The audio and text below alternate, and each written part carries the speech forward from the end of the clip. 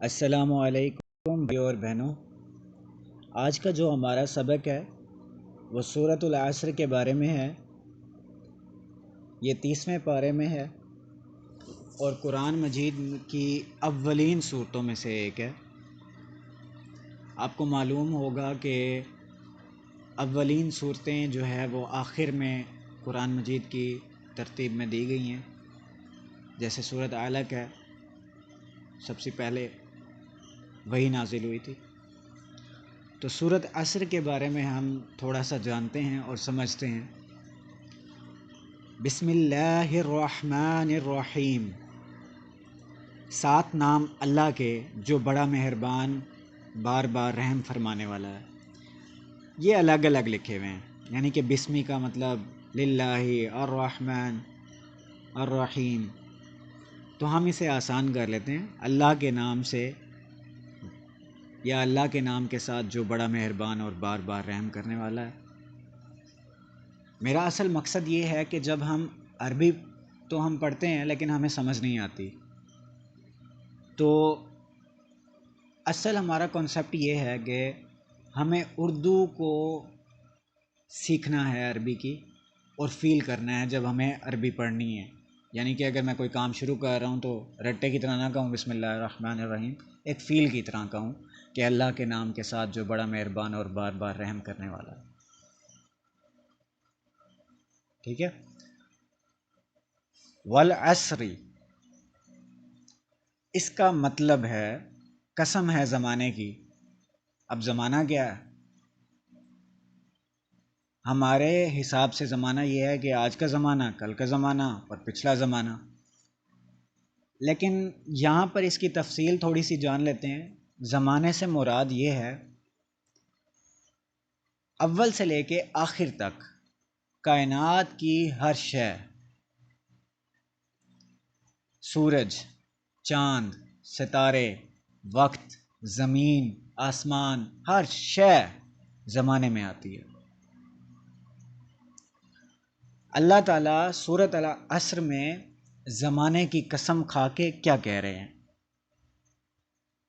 ان الانسان لفی خسر، ان الانسان کا مطلب ہے بے شک انسان، لفی خسر، یقیناً خسارے میں ہے۔ یعنی کہ پوری کائنات کے اندر جو بھی شے ہے، زمانہ، اس کی قسم کھا کے کہہ رہے ہیں کہ بے شک انسان خسارے میں ہے۔ سارے انسان، تمام انسان، اس میں مسلمان بھی آتے ہیں، ہر شے، ہر انسان۔ الا الذین آمنوا وعملوا الصالحات وتواصوا بالحق وتواصوا بالصبر۔ الا الذین، یہاں سے ہم اس کو سمجھنے کے لیے سورۃ الفاتحہ کی اہدنا الصراط المستقیم صراط الذین انعمت علیہم، اس آیت کا ترجمہ لے لیتے ہیں کہ ہمیں سیدھے راستے پر چلا، اس راستے پر جس پر تو نے انعام دیا ہے۔ یہ وہ راستہ ہے، اس راستے کے بارے میں، انعام والے لوگوں کے بارے میں بتا رہے ہیں کہ کون سے لوگ انعام والے ہیں اور کون سے لوگ خسارے میں، سوائے ان لوگوں کے جو ایمان لائے اور انہوں نے عمل کیے نیک۔ اب ایمان سے کیا مراد ہے سب کو پتہ ہے۔ ایمان میں توحید بھی ہے، یعنی کہ اللہ کو ایک ماننا، اور رسول اللہ صلی اللہ علیہ وآلہ وسلم اللہ کے آخری رسول ہیں۔ اس سے مراد، ایمان سے مراد یہ ہے کہ جو دل میں ہم تسلیم کرتے ہیں، یعنی کہ مانتے ہیں، یقین رکھتے ہیں، اس کو ایمان کہا جاتا ہے۔ اور عمل بھی کیے، نیک عمل کیے، یعنی کہ بھلائی کیے، اچھے کام کیے، عمل بھی کیا، یعنی کہ ایمان پر عمل کیا، جو بھی باتیں ایمان پہ ہیں ان پر عمل کیا۔ یعنی کہ اگر میں ایمان لایا ہوں اور میں نے عمل نہیں کیا تو میرے ایمان لانے کا کوئی فائدہ نہیں۔ عمل کیے نیک عمل، یعنی کہ یہ لازمن ہے، ورنہ ہم ان لوگوں میں شمار ہوں گے جو خسارے میں ہیں۔ نیک عمل کیے جنہوں نے، نیک عمل سے مراد اللہ کی آیتیں پڑھ کر ان پر عمل کیا، نماز پڑھی، عمل کیا، زکوٰۃ دی، عمل کیا، والدین کی عزت، میاں بیوی کا رشتے میں ان کے جو حق ہیں، ان کی جو عزت ہے آپس میں، دوستوں کی عزت ہے، یعنی کہ اس سے مراد، عمل سے مراد جو چیز کرنا اور ایمان پر رہ کر کرنا اچھی طرح سے، اس کو نیک عمل کہتے ہیں۔ وتواصوا بالحق وتواصوا بالصبر، اور ایک دوسرے کو تلقین کی حق کی، اور ایک دوسرے کو تلقین کی صبر کی۔ اب حق کی تلقین کیا ہے؟ حق کی تلقین ہم اسی میں ہی ہمیں حق کی تلقین مل جائے گی۔ حق ہے ایمان، حق ہے عمل، اللہ کی راہ میں جو کام کرو گے وہ حق ہے، یعنی کہ اللہ کی بتائی ہوئی جو بات بھی ہم کریں گے اور وہ حق ہے، سچا راستہ حق ہے، اللہ کا راستہ حق ہے، اور ہم ڈٹے رہے اور ایک دوسرے کو ہم نے حق کی باتیں بتائیں قرآن سنت کے مطابق۔ وتواصوا بالحق وتواصوا بالصبر، اور ایک دوسرے کو صبر کی تلقین کی۔ صبر سے مراد کیا ہے؟ یعنی کہ ایسی شے جب مشکل آ جائے، میں آج کل کی باتوں کے حساب سے، آج کل کے ماحول کے حساب سے یہ ساری چیزیں بتانا چاہتا ہوں کہ مشکل وقت جب آ جاتا ہے، گھر میں جھگڑے ہیں، باہر جھگڑے ہیں، یا کوئی آزمائش آ گئی ہے، اور کوئی مشکل وقت آ گیا، کچھ بھی آ گیا، کچھ بھی، تو اس میں ہم نے ایک دوسرے کو صبر کی تلقین کرنی ہے، نہ کہ الجھنا ہے آپس میں۔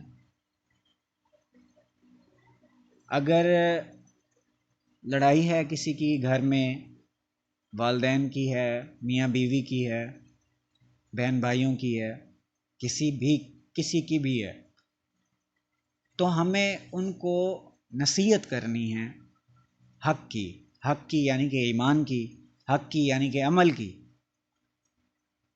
اور صبر کی۔ بے شک جو اللہ کی آیتوں کو پڑھ کر جھٹلا دیتے ہیں وہ سراسر خسارے میں، نقصان میں۔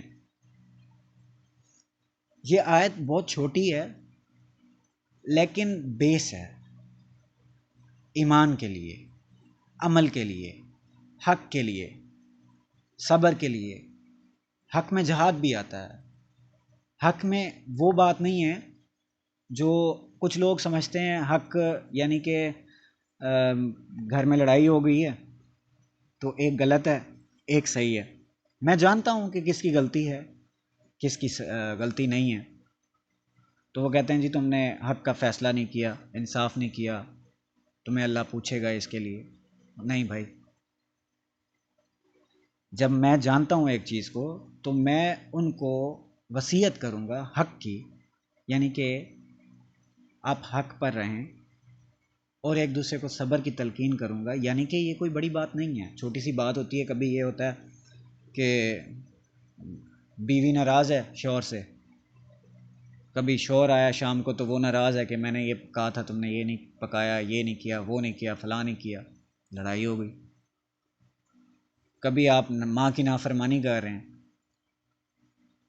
نافرمانی ایک اور زمرے میں آ جاتا ہے، مس انڈرسٹینڈنگ ہو گئی ہے، مس انڈرسٹینڈنگ کو آپ کلیئر نہیں کر پا رہے، تو اس پہ آپ کو فیصلہ اس طرح کی بات ہو جائے بہن بھائیوں کی طرف سے، دوستوں کی طرف سے، تو اس پر آپ ان آیتوں کے ساتھ ان کو سمجھا سکتے ہیں۔ اگر کوئی بڑی لڑائی ہے کسی کی تو وہ چپ چاپ جا کے وضو کر کے بیٹھ جائے اور سورۃ العصر کا ترجمہ کرے اور تفصیل کرے کہ اللہ تعالیٰ آیتوں میں فرما رہے ہیں جو لوگ ایمان والے ہیں اور جنہوں نے نیک عمل کی، یعنی کہ بھلائی کی۔ بھلائی کیا ہے؟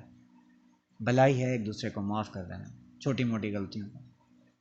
ان میں وہ غلطیاں شامل نہیں ہیں جن میں بہت بڑی جن میں قرآن مجید کی آیتوں میں سزائیں بھی ہیں، زنا ہے، بہت ساری چیزیں ہیں، وہ نہیں ہیں۔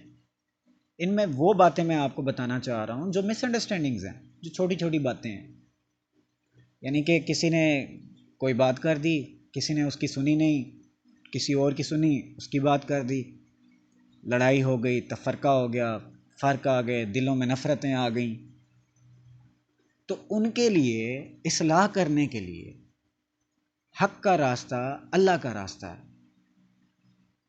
اور صبر کرنے کی تلقین کرنا۔ اللہ تعالیٰ فرماتے ہیں ان اللہ مع الصابرین۔ اللہ تعالیٰ سورت میں ایک اور جگہ فرماتے ہیں فَإِنَّ مَعَ الْعُسْرِ يُسْرًا، بے شک ہر مشکل کے بعد آسانی ہے۔ تو یہ بیس ہے، اگر آپ اس بیس پہ عمل کریں گے تو آپ بڑے بڑے فسادوں سے، بڑی بڑی لڑائیوں سے، بڑے بڑے مسئلوں سے بچ جائیں گے۔ تو میرے بھائی اور بہنیں سب تھوڑا غور کریں قرآن مجید پر، اپنی آخرت کی فکر کریں، کیونکہ مسلمان ہونے کا مطلب یعنی کہ ایک بندے کا کنسیپٹ یہ ہے کہ میں نے کلمہ پڑھ لیا، اللہ کو مانتا ہوں، رسول اللہ صلی اللہ علیہ وسلم کو مانتا ہوں، بس میں تو جنتی ہوں۔ نہیں، سب سے بڑا سوال بھی ہم سے ہوگا، کیونکہ ہمارے پاس کتاب ہے۔ خود اللہ تعالیٰ قرآن میں فرما رہے ہیں کہ تمام انسان خسارے میں ہیں سوائے ان لوگوں کے جو ایمان لائے۔ ایمان لانا، عمل کرنا، اور حق کی تلقین اور صبر کی تلقین کرنا، یہ 4 چیزیں ہیں اس کی۔ اگر ان 4 چیزوں میں آپ نے کسی چیز کو بھی چھوڑا تو آپ خسارے میں ہیں۔ انشاءاللہ میں مزید بھی آپ کو آگے بھی ان چیزوں سے موٹیویٹ کروں گا، خود بھی سیکھوں گا۔ اللہ تعالیٰ ہم سب کو ہدایت دے اور عمل کرنے کی توفیق عطا فرمائے۔ یہ جو آج کل معاشرے میں پاکستانی ڈراموں میں اور ان سب چیزوں میں دکھایا جا رہا ہے، جو نفسا نفسی کا دور ہے، جو انسان چیزوں کے پیچھے بھاگتے ہیں، کچھ انسان خواہشات کے پیچھے بھاگتے ہیں، تو ان سب کا کوئی فائدہ نہیں۔ یہ زندگی ایک امتحان ہے، اور ہمیں امتحان میں سے گزرنے کا راستہ، یعنی کہ اس امتحان میں اول آنے اور پاس ہونے کا، اس امتحان کو گزارنے کے لیے ہدایت کی کتاب دی ہے، عمل کی کتاب دی ہے، حق کی کتاب دی ہے، اور وہ قرآن اللہ کی طرف سے ہے۔ ہمیں اس پہ عمل کرنا ہے اور اپنی زندگی کو سکون اور آخرت کو اچھا بنانا ہے۔ انشاءاللہ پھر بات ہوگی۔ اللہ حافظ۔